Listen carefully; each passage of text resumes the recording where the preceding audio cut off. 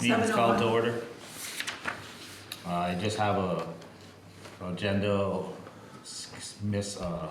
Adjustment, adjustment. I'd like to have Morris come first so he can get home, get to bed. just in case it snows. Someone And then second. if nobody objects to it.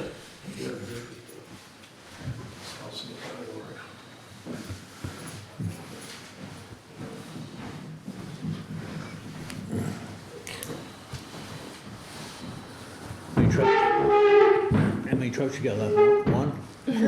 Jeez. 3, I guess. I think for a minute. Or 2 are still down. And supposedly the international midweek, just get out and back. What about yours? They ain't heard nothing yet about it. They, on Friday, they, whatever issue is that comes and goes, they ain't quite got it figured out yet. It's busy day, so they didn't touch base on them. They ain't call us, so. Less than 1 tomorrow.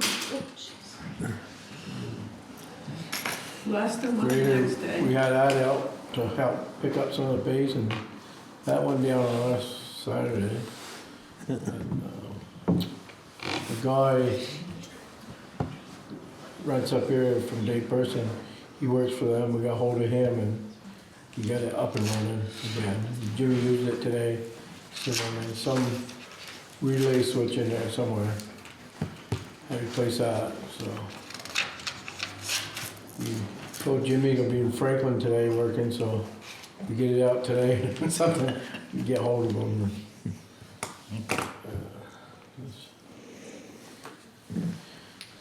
Salt is same as everybody else, so we got a load over there, that's it, so.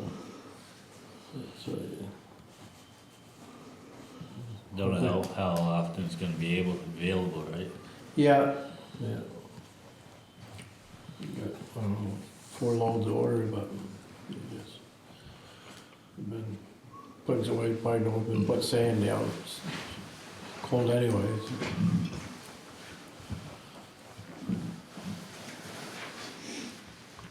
So hopefully we'll hear something tomorrow on the, I'm hoping on international, but at least get that one back. Yesterday, just 3 of us out with them yesterday. So, takes a couple more hours on the, lucky no big storms. And none in the forecast. No, good.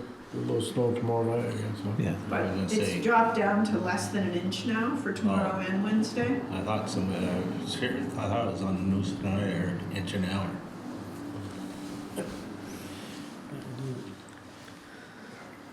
No better on Wednesday.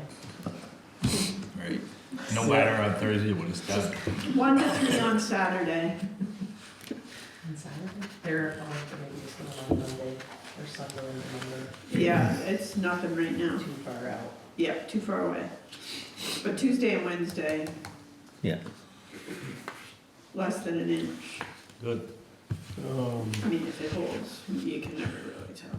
Somebody, last night, night before, where our fuel is, they kicked the door down, kicked the door in.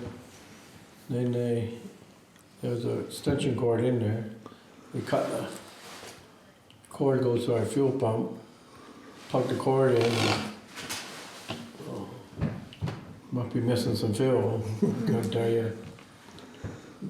It said that 1:30 today, went out, put some sand on the truck, and Jane Rose door open, and so we got water in there too.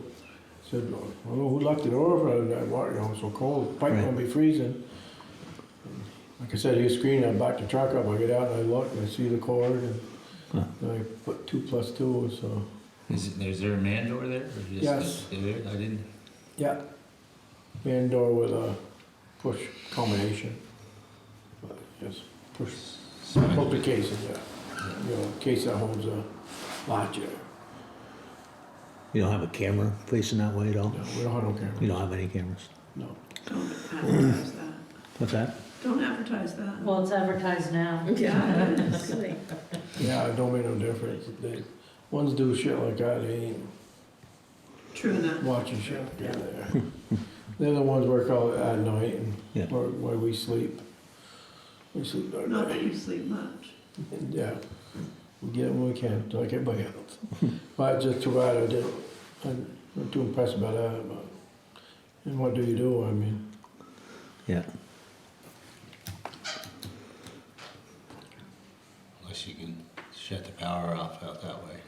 yeah, I was thinking, Must be a breaker in the In the shop. shop that, that's the only way. And, about a good month ago, me and Jimmy come to work and down to Bruce and Pat Brucey's. Tracks right to there, the fuel tank, Harold got their tanks there. And actually there, they don't. And, then Jim said, I wonder Jimmy mentioned it to them. Looked like it was town's turn, I guess. Whoever out doing that shit. being nice, they're scattering it around. Yeah, yeah. Taking everybody else's wealth, I guess. Yeah. But everything else, been going okay.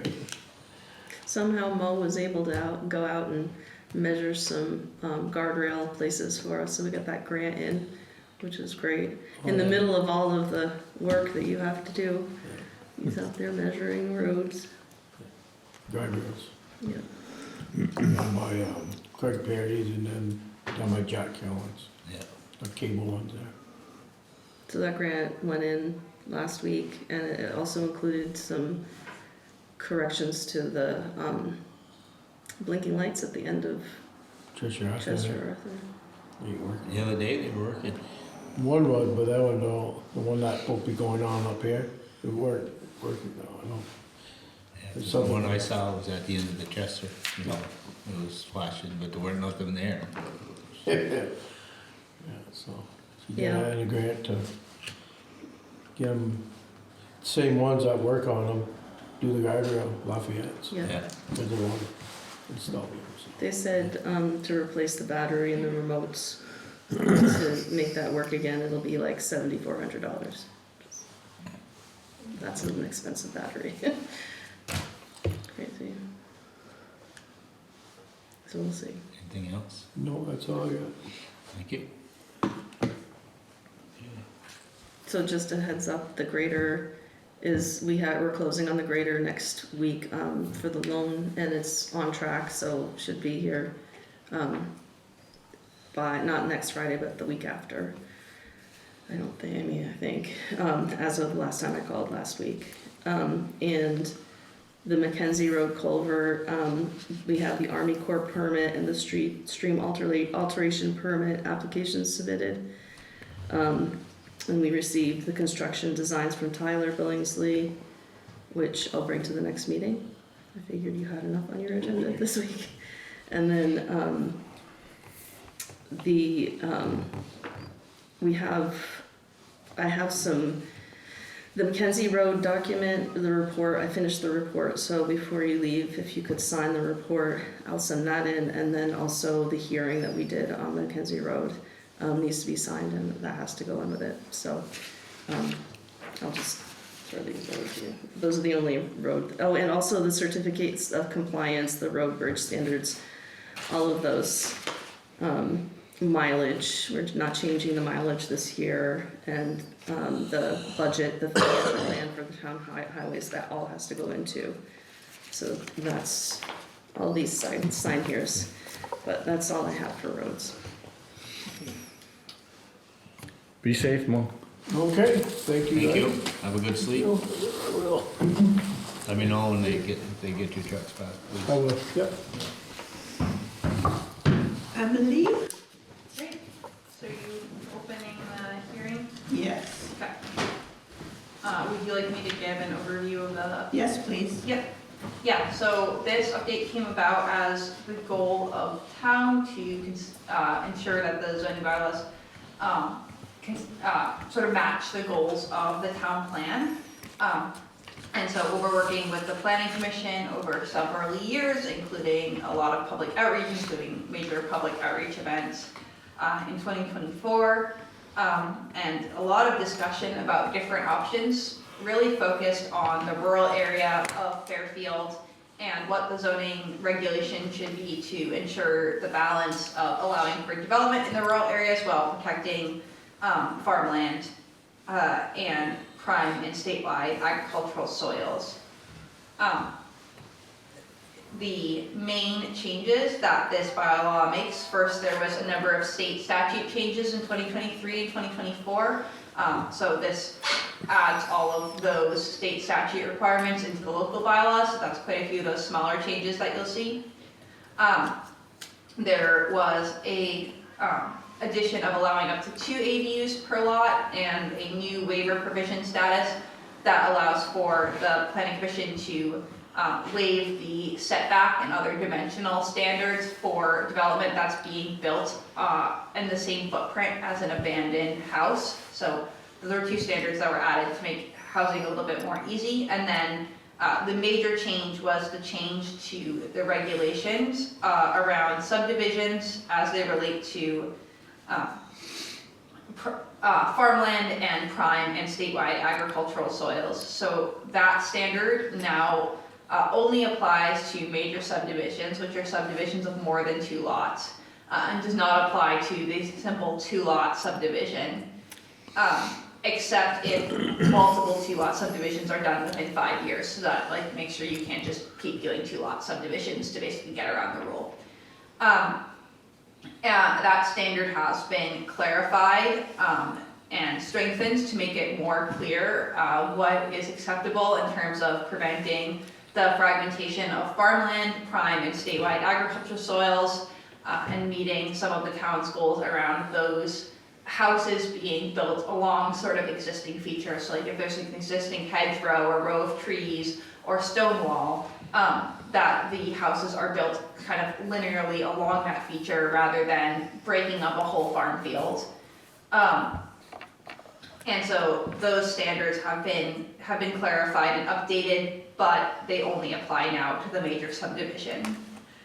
Because when the Planning Commission had started to apply that standard 2-lot subdivision, they found it was a very complicated provision to try to enforce. So those are the major changes that are proposed in this draft. That's it in a nutshell. Any public comment?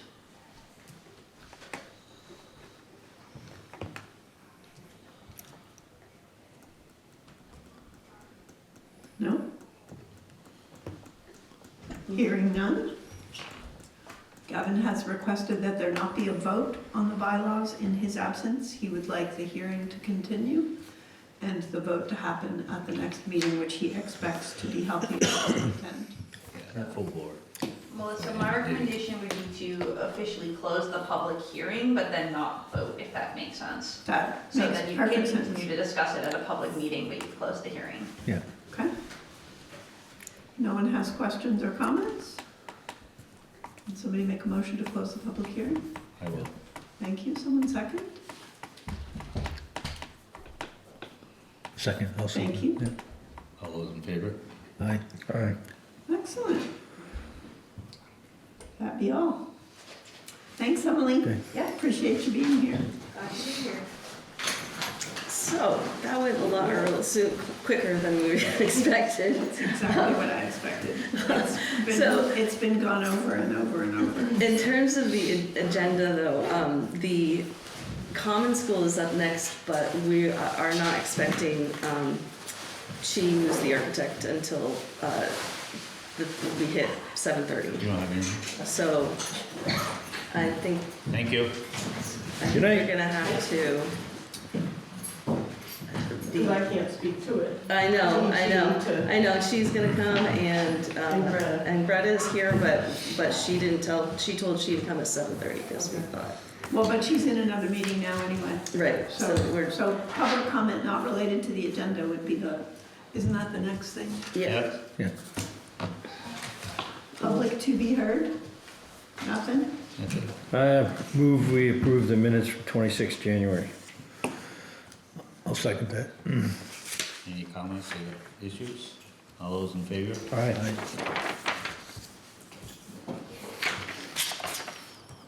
town clerk left.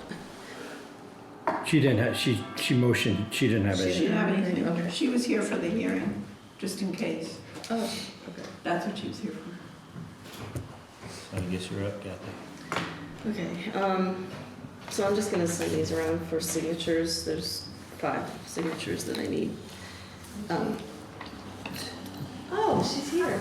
Oh, you waiting for me? No, No. we just finished early. Why don't, but I think Greta's in another meeting, so let's, Let me check in with her. um, I always saw people leave. okay, so the state 950 stormwater permit renewal application for the town garage is due this year, I think July. And I reached out to Tyler Billingsley because an engineer has to do that. He said that it's best to go with the person who originally did the stormwater design for the garage, which was Tyler Mumley. And Tyler has given us an estimate, but I just wanted to give you a heads up on that. It's pretty nominal. It's a $750 expense, and it has to get done. It's easier for them to do it because they have all the spreadsheets. He's been on other projects too, but I just thought it might be out of respect, so you know, this is why we're going with him. What's triggering that? I think it's a 6 or 7 year reapplication process. So it includes a site inspection, a preparation of application Okay, materials. so it's not for change of work or change of... No, it's just to reapply. I What? think it's 200, it's the stormwater permit application for the garage. And the application, just to submit it, is like $350. So then the rest of it is the work that he'll be doing with getting that ready. The insurance, the Q1 insurance estimate came in, or the invoice came in, and it's in our packet, or AP. So I reached out to the underwriter because it was less than I expected. And I guess that there was a large loss year that dropped off our X-mod, and so now our premium is down 2% from last year. So just a heads up that all of those estimates are a little off. We received $7,000 for the common school requisition from the grant that we just submitted a couple weeks ago. And the only other thing was the 7K you VOSHA said, conversation at the end of the meeting. Okay. Yeah, 7,000 at this point, and then there's more to come with more when we do other requisitions. There's, I think, one due in May or March, one of the end months, but I can't remember. And that's it for my reports. Just lots of signings. That's easy. You'll adjourn, go home then. Yeah. Well, it's No, Greta. I was just, So if you want to set up your laptop. Okay.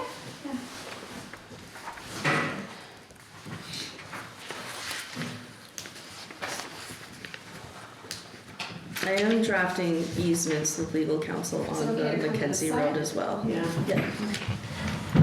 This is a part of that project. Okay, in the meantime, I can provide everyone a few handouts. And maybe we can introduce Chi to. Yeah.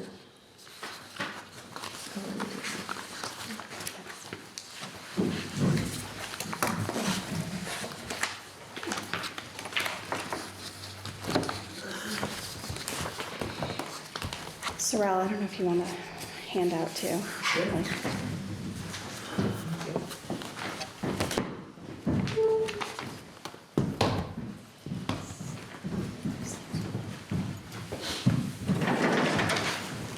It did take a minute to find out what HDMI was what. That was my biggest challenge last time. For me, it's always getting it to stick in. I'd offer to show you how to screencast when you got that kind of computer. I don't know how they work. I think it's Windows K. You go into HDMI 3? Which one do you go into for the, which? I just hooked it to the, whatever one was on the bottom is the one it's Okay. plugged into right now. But I'm gonna make sure that I don't have anything up, I don't really need to have up.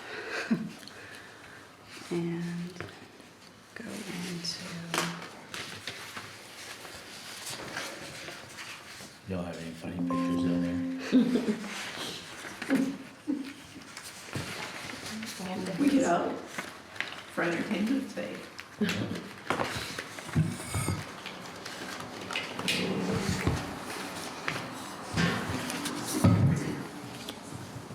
Oh, look, there you are. I am? Maybe that's why you got it to work, because you used 3, I used 2. Maybe that. I know last time I had to switch between all of them and then I was like, I'm just gonna keep moving the thing around until. Until it works. Good. Okay. All right, You so, want the seat? no, you're good, you're good. Thank you. I just need to now navigate to files. I didn't have it pulled up.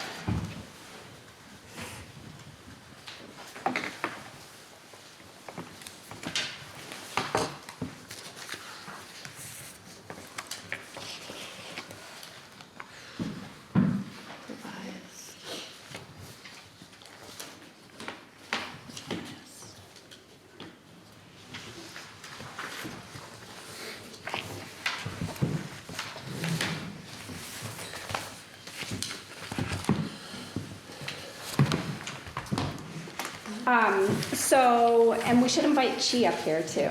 Okay. Yeah, we could just have a seat. She is with GBV Architects. So this is she is the architect that the town is contracted with to do the schematic designs for the common school. So the Common School Working Group has been meeting with Chi since September. So we've had 4 meetings where, to discuss the work that's been done to date and bring you up to speed and then to really start to dive in and refine a schematic design that the intent is that we would bring that to a public meeting and have a community discussion around it before refining that to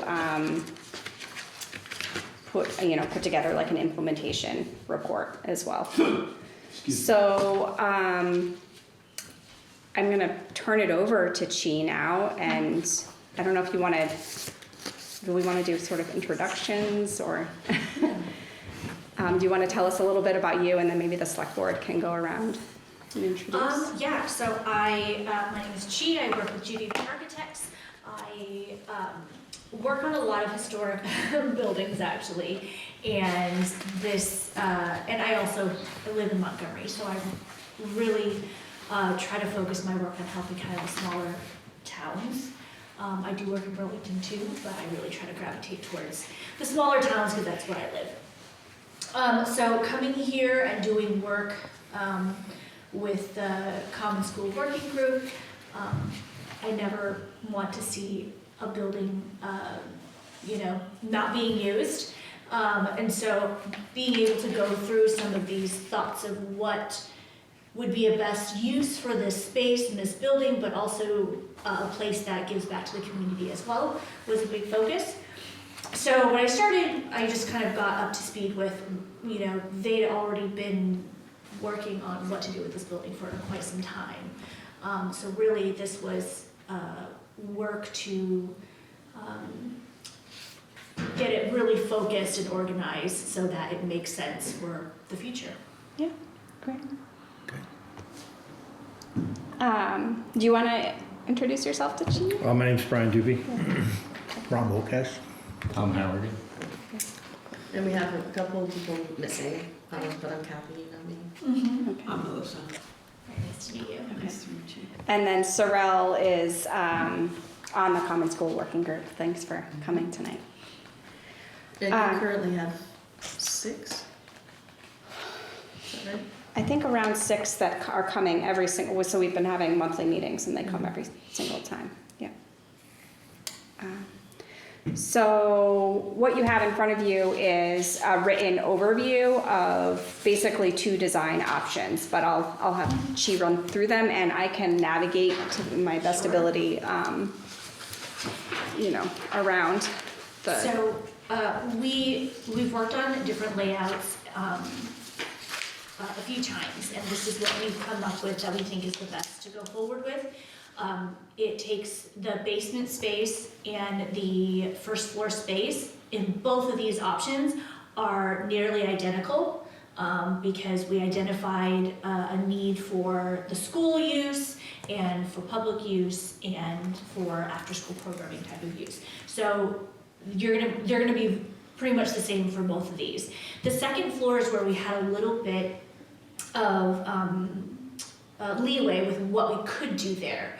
And the 2 options were, one, to keep it in the commercial realm and offer offices for rent up there. Also, one of the notes here is that we needed to find ways to have income generated to keep this building moving. So the first one was to keep it all commercial building with offices for rent up at the second floor.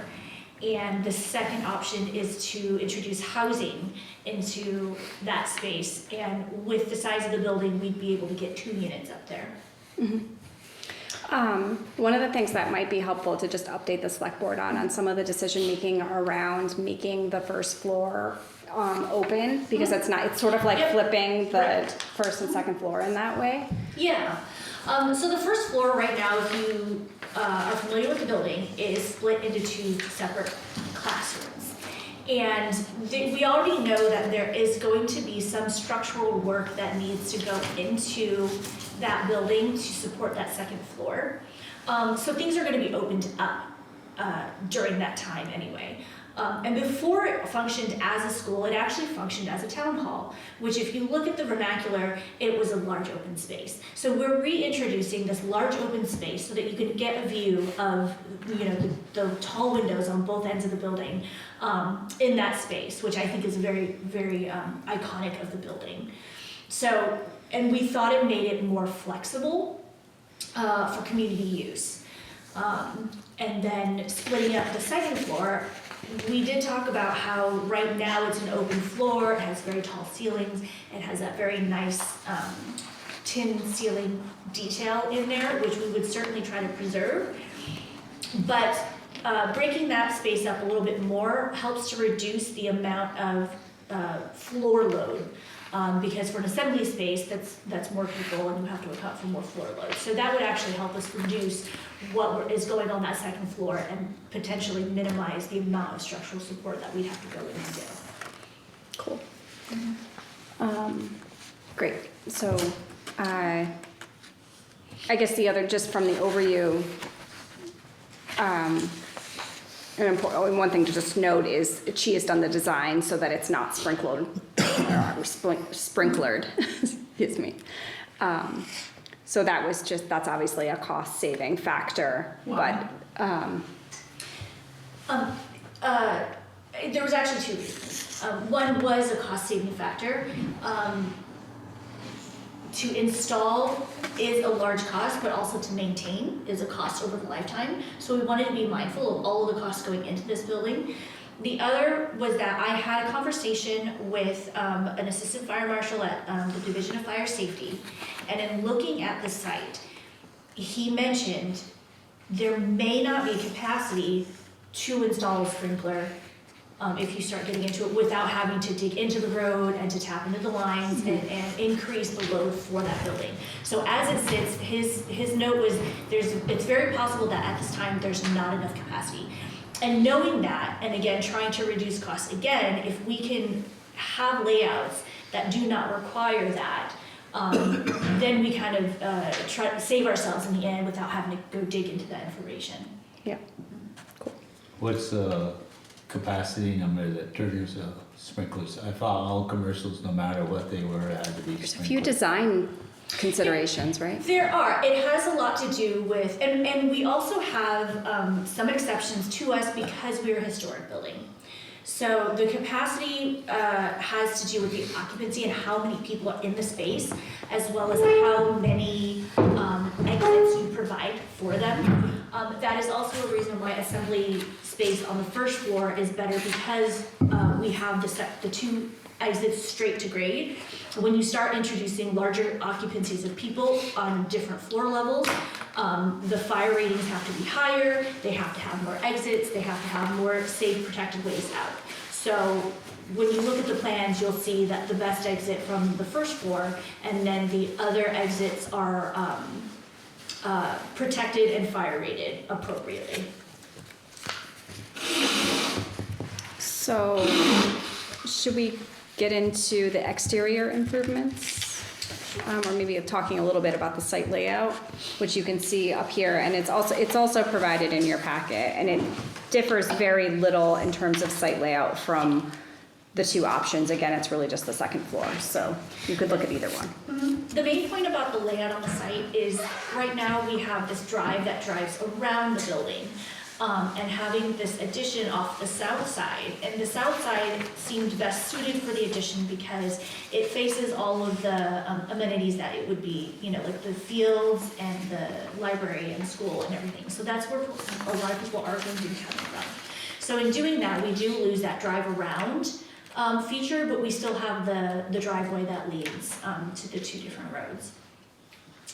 Soul Drive, it's actually a Yeah, public the road. Drive, right. The original, the Soul Yeah. Drive, yeah, the other one was added later.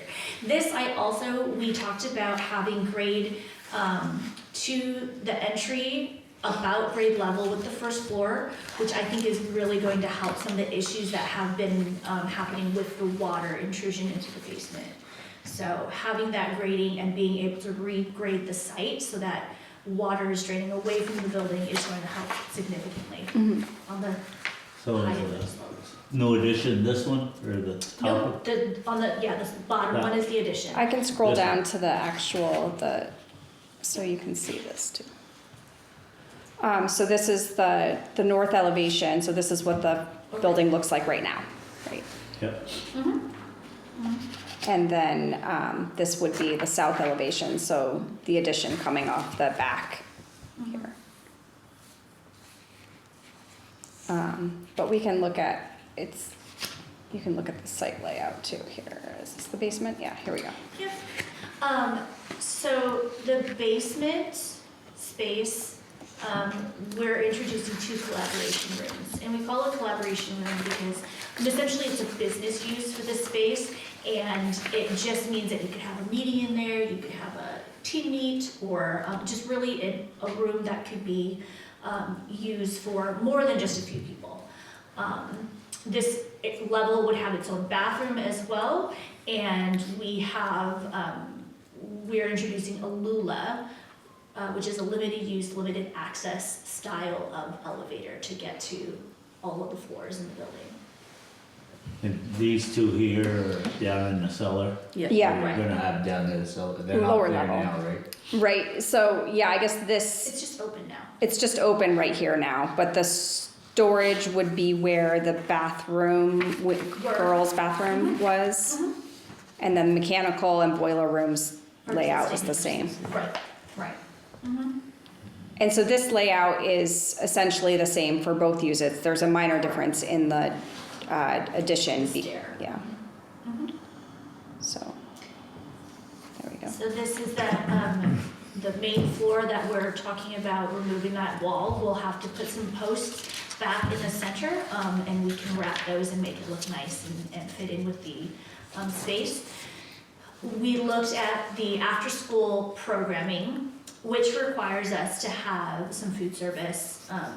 So there's the kitchenette there, and some storage area, which is where the cubbies are. So the addition will have your two bathrooms. One is an accessible bathroom, the other one is a standard small bathroom. And because of the after-school program and childcare, it requires us to have a shower. So that's included there as well, and it is separated from the other bathroom, so when it's not in use, it could just get locked And something we talked about, if we were able to get like a variance for that or anything, like this could just become a closet space if we found the shower was actually not needed, but we're looking to create spaces that would comply with code for and licensing regulations, so we're sort of building them into the design for that reason.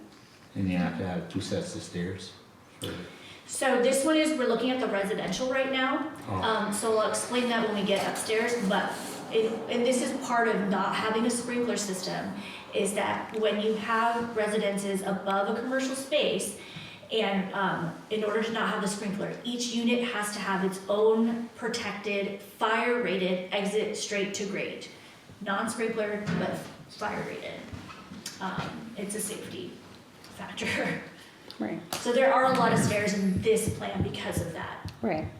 So, so it gets a little confusing to sort of look at all the lines in this plan here around the addition, but this right here, I don't know if you can see my cursor, is the main entrance, which would have a ramp onto, well, the ramp is over here from the parking onto the porch, and there's just a few steps, I think 2.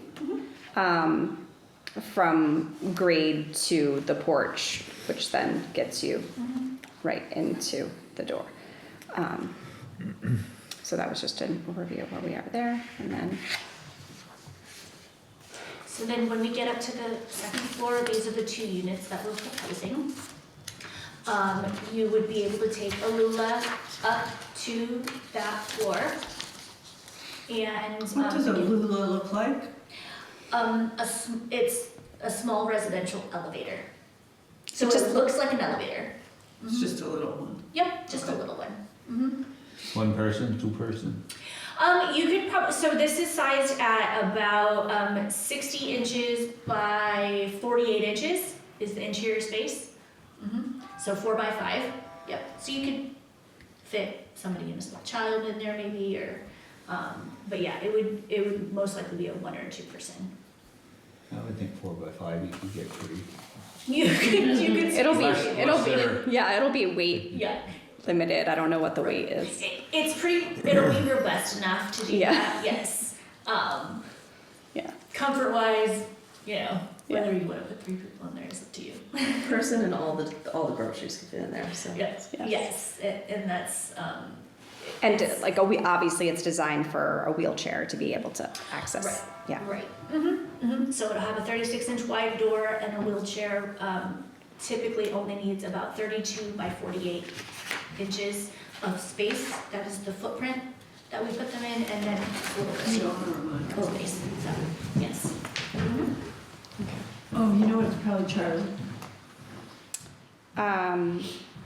So anything to say here? Let's see. So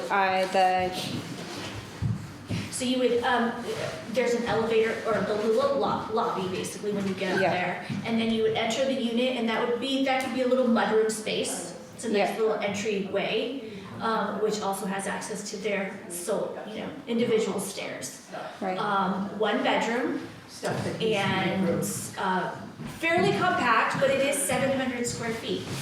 Right. So I've seen units that are less than 400 square feet, and it can be done. Yeah. So this, I feel, is gracious. I think like some of the 1-bedroom units, for example, that are in like the Maiden Lane apartments are this size or a little less even, like 680. Right. So yeah, they're used and in demand. Right. This area here, just wanting to call out that it is not connected to the units. This is the main entryway and would just be used for storage or for whatever. Informal meeting if you want to meet with somebody privately. It is part of the historic entryway and circulation path, and so we wanted to minimize how much we changed there, because if we were to go for some grants that were federal, then they would want us to try to comply with their interior standards. What was that? Sorry, Go back. This is the existing front now. correct. Right. Yeah, so that's preserved. Right. Yeah. It's hard to break that area up too, because those windows sort of sit at that intermediate level landing. So it's, you know, and those windows are very important. Yeah. And I guess what's, So on the exterior, I really kind of felt like, well, you want to protect all your entryways, of course, but this sort of wraparound covered porch gave it sort of a inviting feel, I think is what you said, Greta. yeah, I kind of ties it Cozy into place, you can like the neighborhood around the green and athletic fields. And the porch is a nice little gathering space if you're just standing there watching a quick game before you pick up a child or something. So it felt like it fit the vernacular. Yeah. And so this is just to call out a few features, like this is the ramp that would then take you around to the, Oh, you're at the top left? I'm at the top left here, yep, so these are the few, there's 2 tenant parking spaces and then a handicap accessible parking space right here. So here's the main door over here, and this is one of the tenant doors here, on the south elevation. That one's going to lead to directly to the basement. Oh, okay, Right. so that's not the tenant doors- door. The tenant doors face the opposite direction because I took that south elevation as sort of like this is the facade, the front, the entry, Yeah. but I didn't want it to get confused with the tenant door. Got it, so this is a tenant door here and Right. here. Okay, so they're on either side. Right, right. Got it. So that's And then a the little stairs less- would just go straight up. less Okay. visible, less important looking. Yep. And then the commercial set. Do you want to sorry. point out the location of where potential extra parking could be? Okay, right. So we're assuming that if the town were to move forward with this, that the place for a replacement septic system would be in this area here. So we, she is purposefully not proposing parking in that area, but that information is not currently known until you go out and have a replacement septic system designed. And so potentially this would have additional space for parking depending on, That grass there is headed towards the Four Corners, right?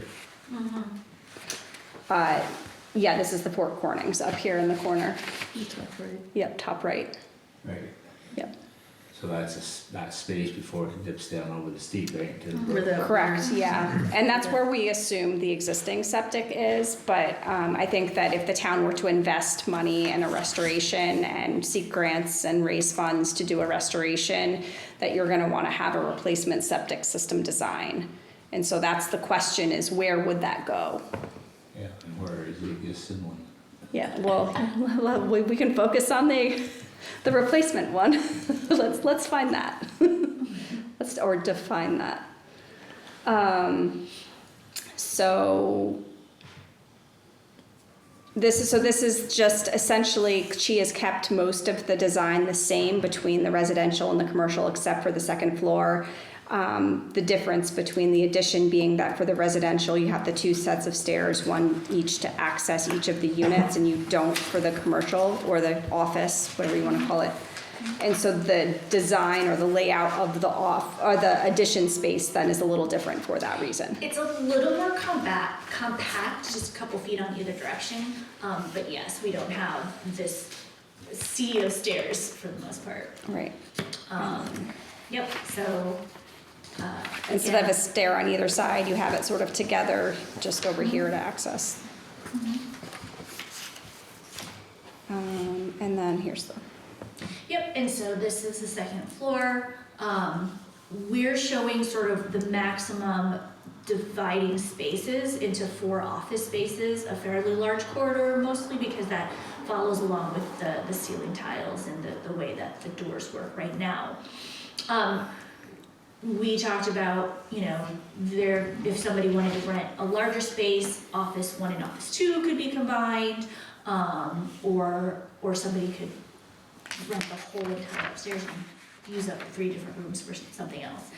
The lower right-hand corner, we assume the after-school program should have an office where they could have private meetings in case the state comes and talks to them. Right. Or with parents, you know, for sound and for privacy. So that is important to give them a space, And- whether it's this specific space here or there's a storage room in the basement that could potentially be used. So that would allow for locked documents too, for like Correct. security and. Yes. Absolutely.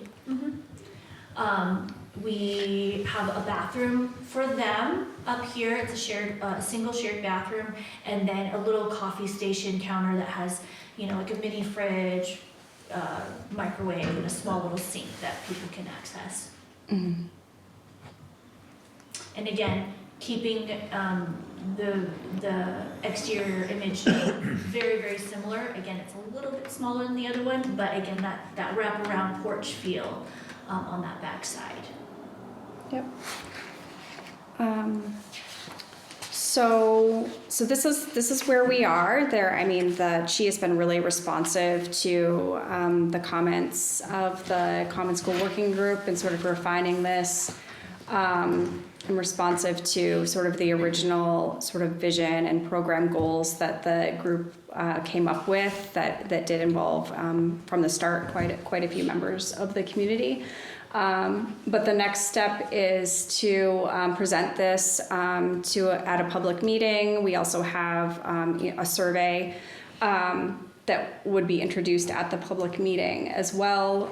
We've scheduled a date of March 18th for that, and so You don't want to do it at town meeting? we are planning to have like a table and maybe a handout to advertise the public meeting at town meeting, but not have it be like at town meeting. So we're at a point now where we're preparing the messaging around getting the word out for that meeting, and would have that ready for town meeting. When we did after town meeting, the zoning thing last year, we actually had quite a few people stick around. Yeah. The turnout wasn't bad. Yeah.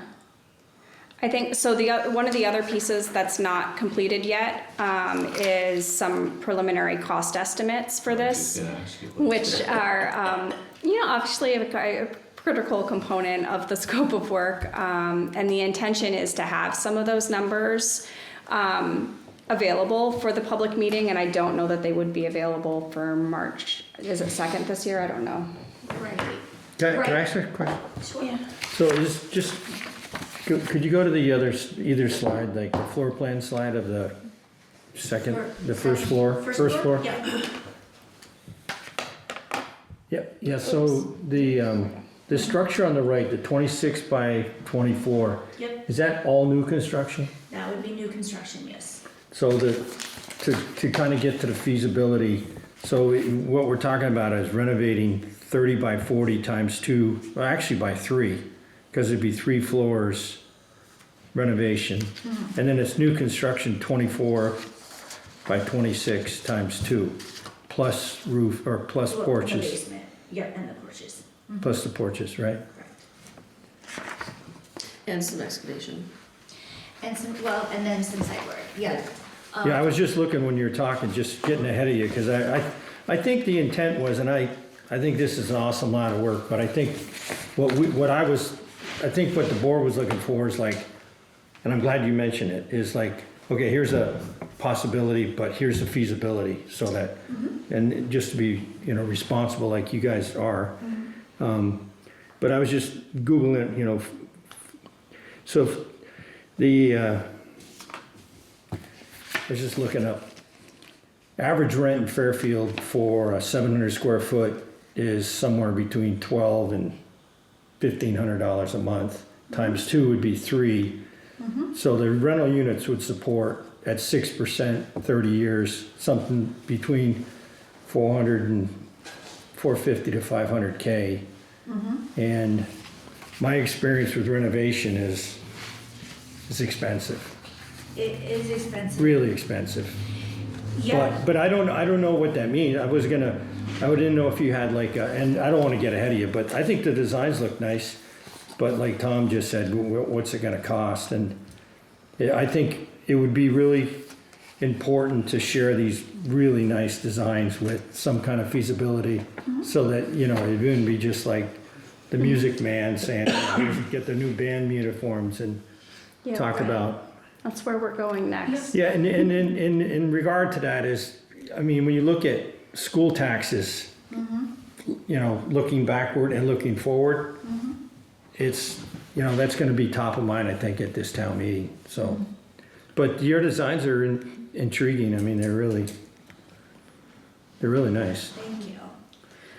Didn't we do a little work on, like, location of the legacy septic and what capability, I mean, there's no mystery about where it is, I think we know where it is, Right, right? so you did engage Bernard and Jarvis to do a little bit of sort of investigation on the existing septic, and I think he came to the conclusion that potentially, depending on what you were going to using, if you kind of like fell into the same way that the school was using it, you could potentially be kind of like grandfathered into the existing septic. This obviously is not that. In addition to, so you would need definitely a new wastewater permit if you were to implement a plan, either one of these plans. And so I would recommend, and there is some funding in the MPG to do a replacement septic design. And so that would essentially, you know, if you could continue to operate under the existing system with no change of use, that's fine, but you have a replacement design to serve any new or expanded use, change of use. So I think that would investing in that design would, I think, is a major piece of the feasibility of changing the use at this building. I think that, you know, a replacement septic design is not, you know, too expensive. So I think Well, it's predicated on a lot of fundamentals that, you know, like the design is pretty straightforward, but the soils and the size of the, like if we're questioning where it's located, I was just wondering, I thought we knew where it was located. Like when like with this part, we didn't know that. It Go ahead. came back as a letter that basically said there is septic and it exists, but he didn't give any maps of where it's located. Okay. It also, I didn't know that. He just sort of Okay. sent a letter. You know, I think my opinion, if you go one way or the other, I'd rather go with the housing units rather than the office units. I think you could sell them quicker. Much, I much. mean, look at, you know. Yeah, just think about the old town clerk's office. Was open for years for. And housing people are dying for housing all the Yeah. time. Get houses. Especially senior housing or. Well, and if it's got a lula, you can put old people in it. And it's The last not- time that, Yeah. senior housing, yeah. Yeah. Right, it was important to get the Lula up there for the accessibility component. Yeah. So I guess going forward, Did you have anything to add? I know that you No, just that it's been wonderful to work with Chi and Greta. They really have a lot of ideas about how to make things work and obviously the regulations and all of that. And so it's been really fun working with them. thanks, Sorrel. Well, it's, even to hear that your analysis of the sprinklers and the ways to, you know, that's interesting. I mean, it's a lot of knowledge that we you know, I didn't have, so. Yeah. She's been wonderful. So, yeah, we're just really gearing up for the March 18th meeting. If any of the select board is interested in attending, it's always great. Ron has been attending many of our working group meetings as a select board representative. Thanks. And then post meeting, we're really going to be working with Chi to sort of wrap things up by June at the latest. So in terms of, you know, kind of an implementation plan, where do we go from here? And we'll have, you know, some input from the community and some sort of cost estimates and feasibility considerations. So, yeah, and, just one quick note that we talked about the estimates is we decided it would be best to do the estimate as what the base cost would be to do the energy efficient upgrades with the insulation, windows, and storm windows, and then some of the site information, the site and the septic. And then look at what the difference of the commercial space versus the residential space. Right, sort of like some building blocks of Yeah, estimates. 'Cause right, like exactly. there's core restoration improvements that needs to happen regardless. So windows, you plan on replacing them or just kind of try to fix them? For the windows. Yes? For the historic windows, especially the large ones, they would want those repaired and kept in place. So those ones might be a matter of adding a strong window around it. All the windows, of course, can get repaired in some way with, redo the caulking and everything and whatnot. Some of the other windows, if those are all original to the building, it'd have to be the historic consultant to come and say, okay, this is too far gone, you can fully replace it, or it is salvageable, we want you to repair it. So that's where they kind of have to. Why? I mean, why are we're not in Burlington, right? We don't have the, are we seeking grants that would, I mean, because this thing is, those windows are terrible. Right, and that's the determining factor. Again, it has to do with if we're going for grants that are federally funded, then we have to abide, and it is a historic, whether it is on the register, right? So anyway, if. Is it on the register? I mean, is it a historic building or is it just an old I building don't that? think that it actually made it onto the historic register. Because it was moved. Yeah. But there's some question around whether it is potentially eligible for the register. Right. So So, So it just If opens a bunch more money, is what you're it saying. opens up more money, but it also dictates, again, what you can and can't replace. And so those are things that you kind of have to discuss is, does the cost outweigh, can we get enough funding to make it worth the restoration part of Right. it? Or if we still just try our best to keep it looking in its historic way, but allow us to be able to replace the windows instead of go through, then you would have to kind of decide, like, is it worth going for? But I think that a federally, a cost estimate that incorporates federal funding is going to be different than a cost estimate that doesn't. And Yeah, but it's worth, federal funding, I mean, I'm sure you're gonna gather all the details, but it's not a historic building. There may be federal grants that will be available for a historic building of that nature. I don't know anything about it, but I'm just saying it is a historic building. It's just currently not listed on the register. It's potentially eligible. okay, well, I'll just say, from all this emphasis on efficiency and saving, to have the windows that we just gotta be real, I mean, we're spending today, $9,000 a year to keep the place at 50. And, this is crazy. I So- completely understand Yes. the numbers. So again, if for whatever reason we go for a federal grant, we abide by the Secretary of the Interior's guidelines. Okay, well, you use the word, what you're using is a federal grant that is tied to historic as opposed Right. to. Any federal grant is tied to historic. Right. I don't believe that. I mean, you're telling me all federal grants for community buildings are That historic? would be how we would qualify for the grant. There is certainly a lot of funding out there for energy efficiency upgrades, for community spaces, and for housing. So if we could tap into all of those grants and not need to go the federal route, that would probably be the best case scenario, because then we can do those energy efficient upgrades with replacement versus restoration.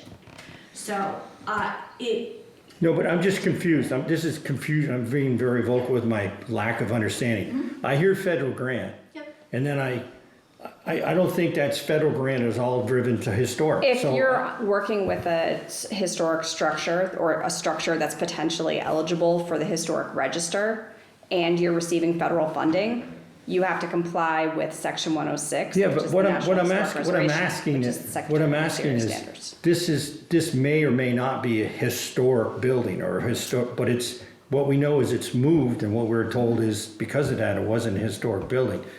That's a question. and that's a part of this that would need to dive into more. Great. Right. We need the SHPO to weigh in on that, I think. Right. The State Historic Preservation Office. There's been no final determination on how this building would be looked at from a federal perspective. If you don't ever put it on the register, you are absolutely welcome to do what you want with the building. So if it's not listed on there, and if you're, so being listed on the historic register, if you were to go that route, would open up the opportunity to apply for a federal grant. If we don't, then those grants aren't available to us. That's sort of what we're saying. So if we needed to find funding in that manner, then we talk about that when the time comes. So this year, we had the opportunity to have a large chunk of some energy efficiency funding reimbursed for us. Yep. For the garage, if we went into a specific direction.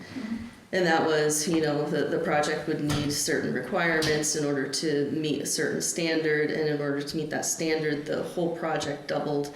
And the amount of money that we would need to do that project was enough so that it changed the project scope and we would have lost money.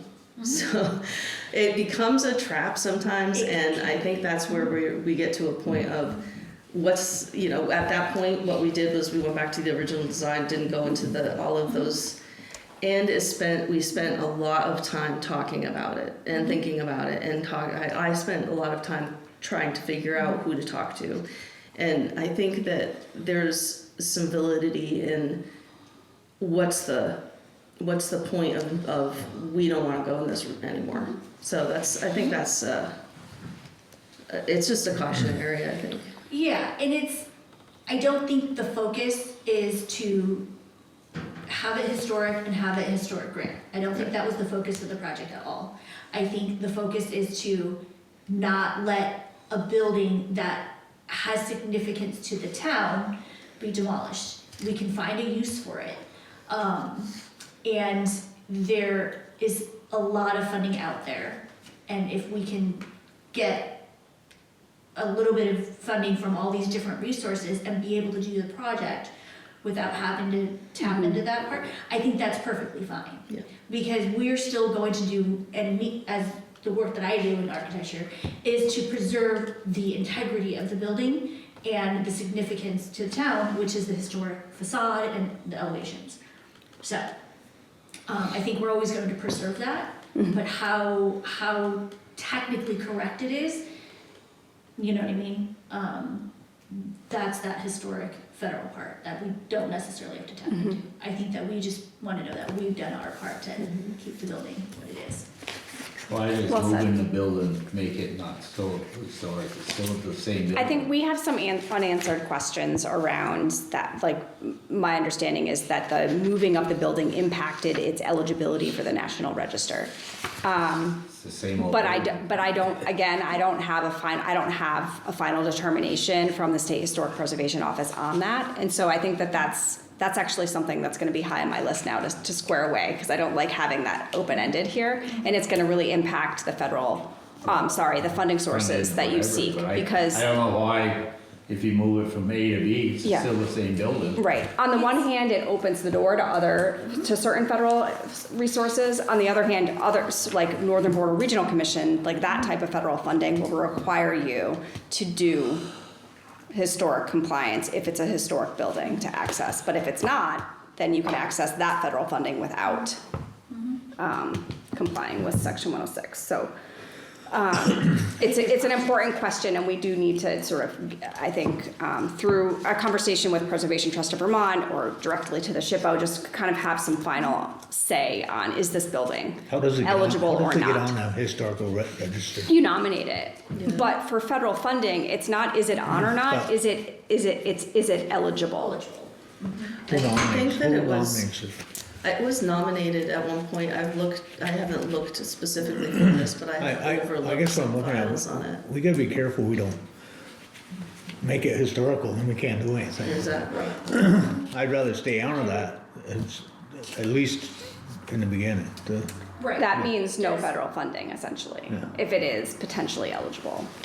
So From the moving a historic building often makes it ineligible for historic preservation because it destroys the essential physical and historic relationship between the structure in its original setting or environment. This removal causes a loss of integrity regarding location and setting, compromising the building's significance. But it says often, right? Yeah, So it's- we We're need, still actually on the same site, we're just, we need Just a down final below there. Right. determination Right. on that. so, and a lot of times, in order to be eligible, it just has to be about 50 years old.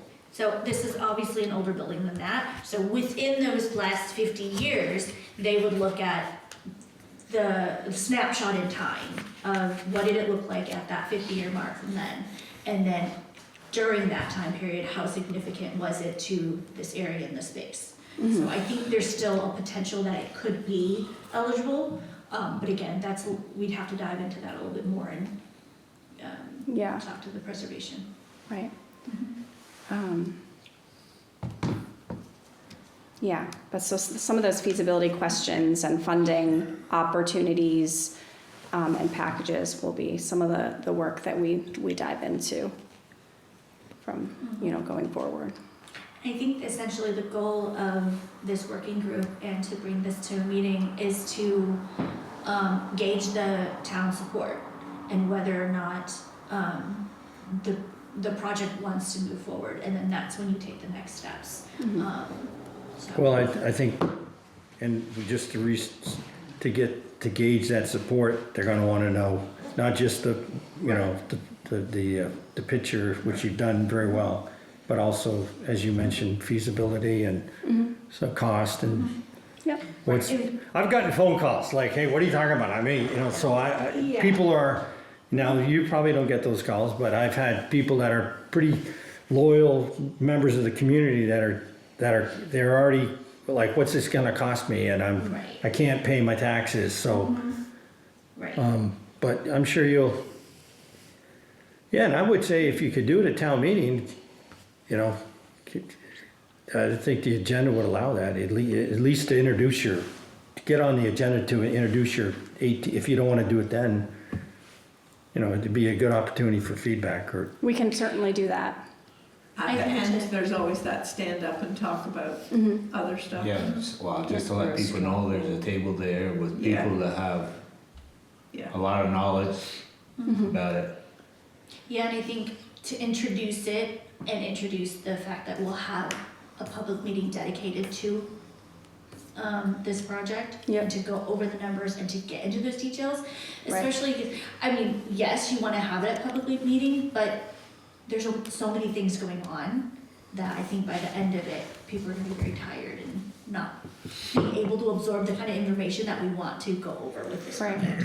Well, we did last year, Yeah, we did. And right? if you can get us, either me or Kathy, get us like a blurb in advance, we can put it on the town website, we can put it Yeah, on I was community planning- forum. I There's all missed the that. opportunity to, unfortunately, to get it in the town report. So that was unfortunate. But yes, We can get on the. was gonna do it Fairfield hand up. Community forum and on the town. Yep, website. we've got a whole outreach plan that we just met on Wednesday, the 4th, so, and formatted or finalized that plan, so we're about to sort of roll it out. So get it to us and Will do. we'll put it out there. Cool, thank you. Awesome, well, thanks for your time tonight. Thank you. I think, if you have rather than, you have all those little pictures separated and laid out, as the different designs. They were interested, I thought. Yeah, I just think that it's cool how, I've only been to a couple meetings, I haven't been to many, but the conversations have been really interesting.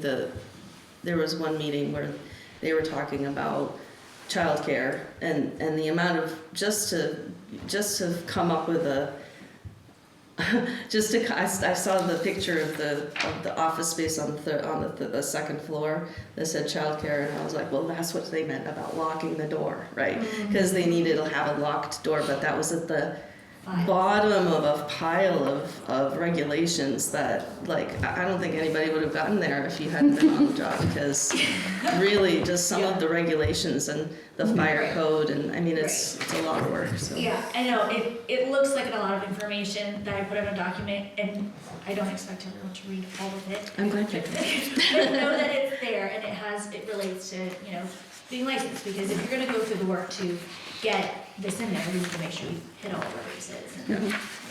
It's a very nice place to be. Thank you. Yeah, Thank you. Good to see you. Safe trip home. Don't freeze.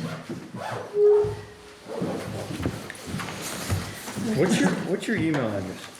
Mine, it'll be my name, CHI@gvvarchitects.com. Okay, thank you. Yeah, you're welcome.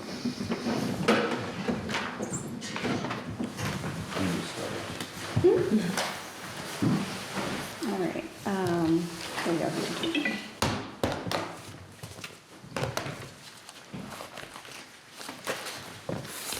So the last point, oh, did we have, you have, Nope, No. nope, Dave Okay. is, okay.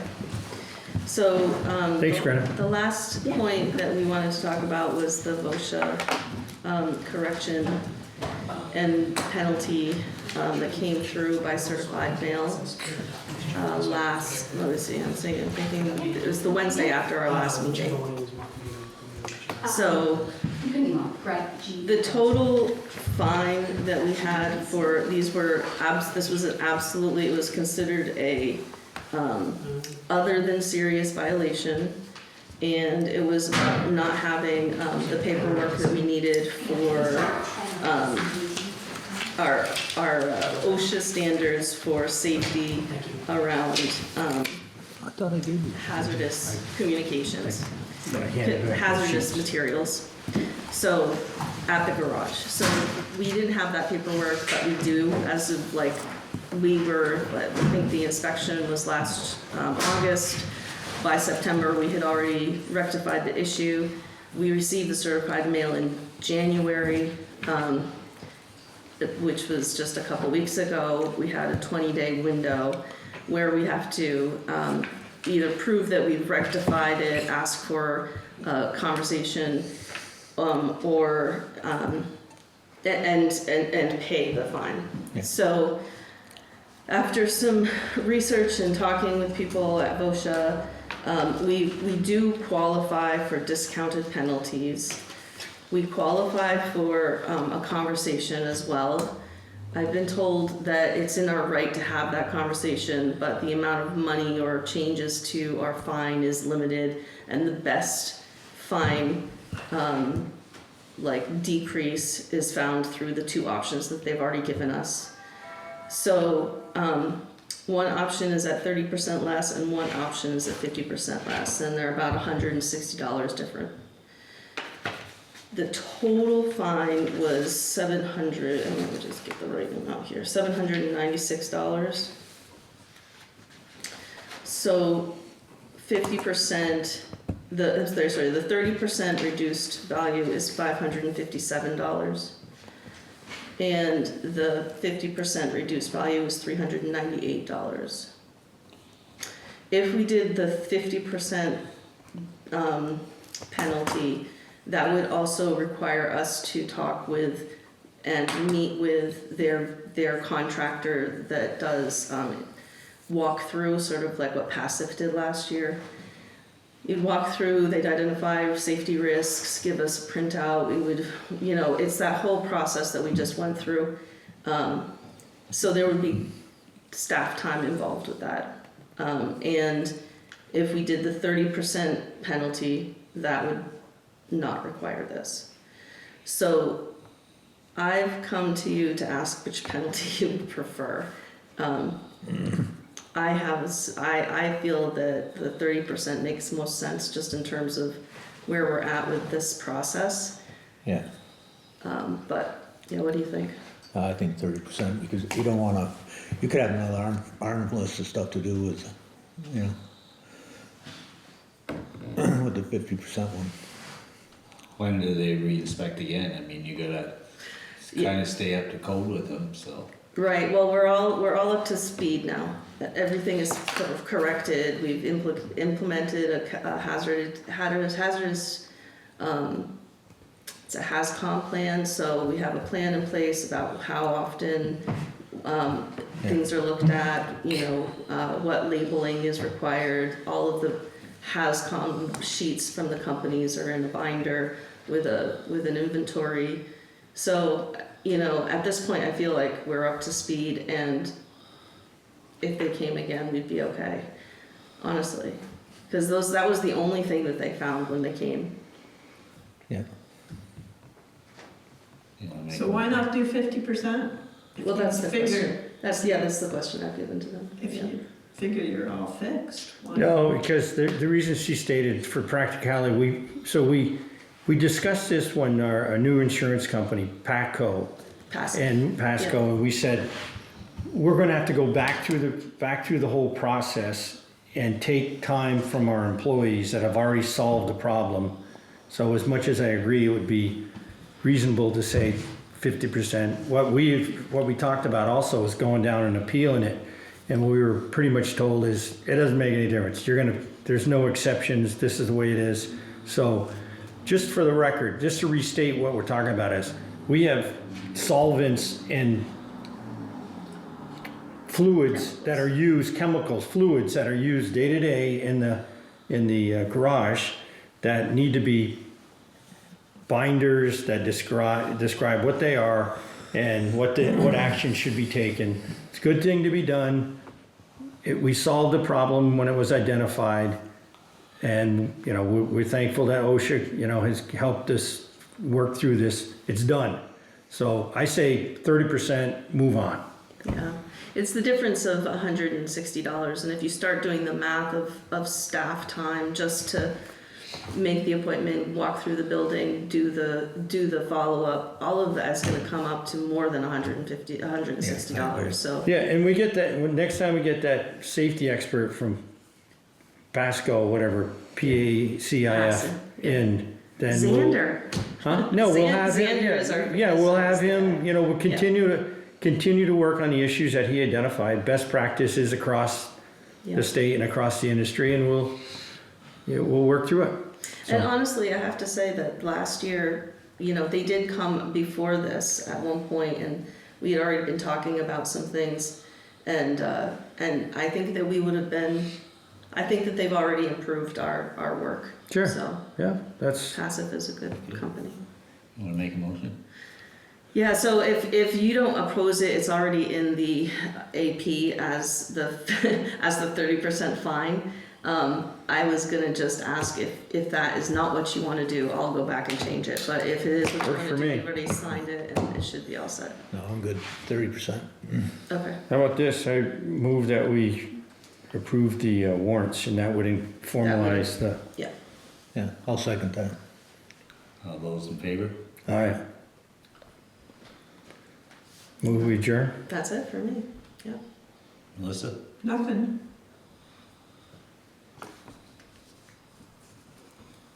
Any other business?